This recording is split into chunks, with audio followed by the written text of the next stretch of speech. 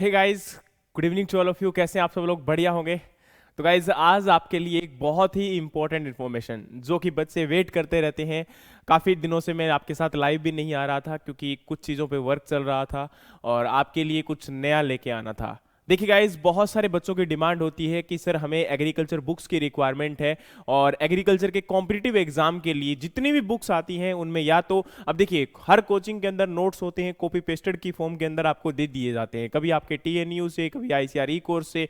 तो उस चीज़ों से आप लोग भी परेशान हो चुके हो। आपको ऑथेंटिकेटेड कंटेंट चाहिए और वेल मेंटेन फॉर्म में कंटेंट चाहिए। अब देखिए, बुक्स तो आपके सामने बहुत सारी होती है। जब आप नेट पे सर्च करते हो तो पता नहीं कितनी बुक्स निकल के आ जाती हैं। और इन बुक्स की अगर हम बात करें तो ये फिर बुक्स जो होती हैं वो इतनी इतनी बड़ी होती हैं, है ना। और इनको रीड आउट करना, इन सभी बुक का एक कंपाइल कंटेंट हमें कहीं नहीं मिल पाता है।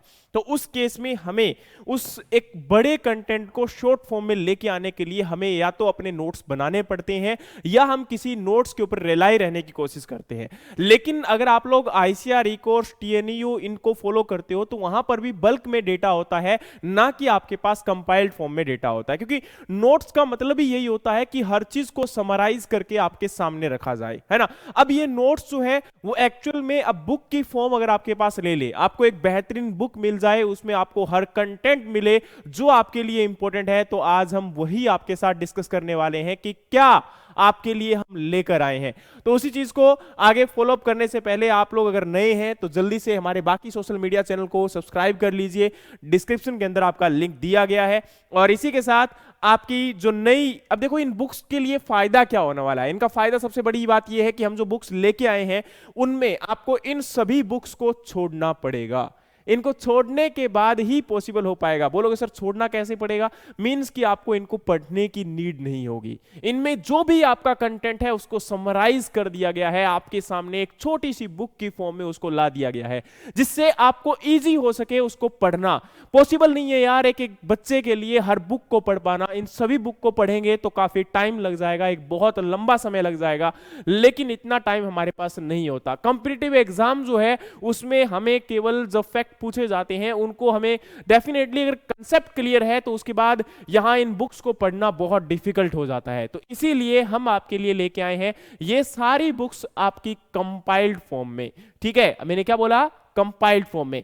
तो इसी बुक्स की कंपाइल्ड फॉर्म जो है वो कुछ इस प्रकार से है। ये 9 बुक्स आपके लिए हम लेके आए हैं और 9 बुक्स जो है इनके अंदर सबसे पहले जैसे बेसिक एग्रीकल्चर है, इसमें स्टफ्ड विद टर्मिनोलॉजी, यानी कि जो पूरा टर्मिनोलॉजी पोर्शन है, जैसे आप लोगों ने टर्मिनोलॉजी बुक्स जो है आपने देखी होंगी डेफिनेटली, है ना। जैसे ये ग्लोसरी आपकी टर्म्स होती हैं, इसका एक आपका इंडियन सोसाइटी ऑफ एग्रोनॉमी है, उसकी जो टर्मिनोलॉजी की बुक है, ये आपकी 2 बुक्स आती हैं, है ना। और इनको समराइज करके आपका इसमें हमने प्रोवाइड करवाने का काम किया है। प्लस में जो बेसिक एग्रीकल्चर है, बेसिक एग्रीकल्चर में हमारे क्या आते हैं?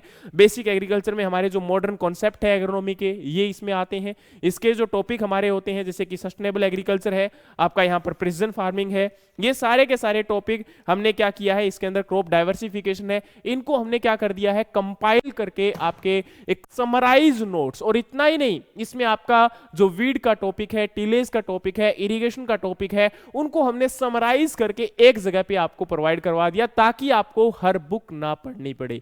उसके बाद में अगर आप जाओगे एग्रोनॉमी फील्ड क्रॉप, इसके लिए तो ऑलरेडी बच्चे पहले से ही बहुत ज्यादा डिमांड थी, ये तो है ना कि सर एग्रोनॉमी फील्ड क्रॉप, एक एक फील्ड क्रॉप जो आपकी है बहुत ही अच्छे से समराइज तरीके से, ना आपको यहां पर कहते हैं ना कि हैंडबुक पढ़ने की रिक्वायरमेंट पड़ेगी, ना आपको यहां पर फील्ड क्रॉप्स जो डॉक्टर राजेंद्र प्रसाद की है वो पढ़ने की रिक्वायरमेंट पड़ेगी, ना रेडी एंड रेडी को पढ़ने की रिक्वायरमेंट पड़ेगी, ना एसआर रेडी को पढ़ने की रिक्वायरमेंट पड़ेगी। वो सारा कंपाइल्ड फॉर्म में यहां पर आपके क्या है, पास है। तो यानी कि ये भी आपके लिए क्या साबित होने वाली है, रामबाण। और केवल एक एग्जाम के लिए नहीं, आप चाहे आईसीआर के लिए जाइए, ICR JRF, ICR NET, IBPS, AFO, NABARD, FCI AGM, है ना, यूपीएससी के लिए भी मैं बोलूंगा कि इसमें कंटेंट आपका यहां पर एड ऑन कर दिया गया है। उसके बाद आप एग्रीकल्चर डेवलपमेंट ऑफिसर है उनके लिए भी जा रहे हो। उसके बाद हॉर्टिकल्चर, ये भी आपकी एक बुक है जिसके अंदर हमने हॉर्टिकल्चर को समराइज फॉर्म में, ये स्पेसिफिकली जो कॉम्पिटिटिव एग्जाम अभी प्रेजेंट टाइम में काफी ज्यादा नाबार्ड एएफओ में जो क्वेश्चंस आते हैं, आरआरबी एसओ में जो क्वेश्चंस आते हैं, एफसीई में जो क्वेश्चंस आते हैं,